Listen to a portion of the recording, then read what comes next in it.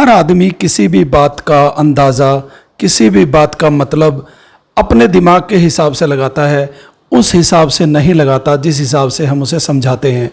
एक बार एक गुरुजी अपने सभी शिष्यों को पढ़ा रहे थे, समझा रहे थे कि हर प्राणी में भगवान का वास होता है।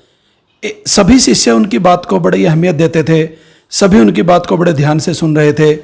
एक शिष्य ने सोचा, गुरुजी कह रहे हैं हर प्राणी में भगवान है, हर प्राणी में ईश्वर है, तो वो उसी बात को दोहराता हुआ चल रहा था।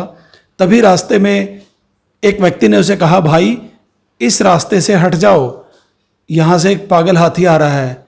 तो उसने कहा, पागल हाथी में भी तो भगवान है। जब गुरुजी ने कहा है हर प्राणी में भगवान है, तो क्यों मैं अपने रास्ते से हटूं, उसमें भगवान, मुझ में भगवान। तो इस तरह वो चलता रहा।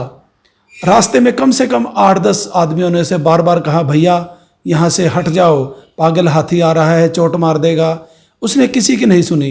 बोला, मेरे गुरुजी ने कहा है हर प्राणी में भगवान है, हाथी में भी भगवान है, मुझ में भी भगवान है, मैं क्यों हटूं। थोड़ी देर बाद एक पागल हाथी आया, उसने उस आदमी को उठा के दूर पटक दिया। अगले दिन हाथ पैर टूटे हुए, बुरी तरह प्लास्टर बंधे हुए, वो आदमी गुरुजी के पास गया और बोला, गुरुजी आप तो गलत ज्ञान देते हैं। गुरुजी बोले, बेटा पूरी बात बताओ। उस शिष्य ने पूरी बात गुरुजी को बताई। तो गुरुजी ने कहा, बेटा मैंने जो कहा था वो बिल्कुल सही था। हर प्राणी में ईश्वर है, हर प्राणी में भगवान है।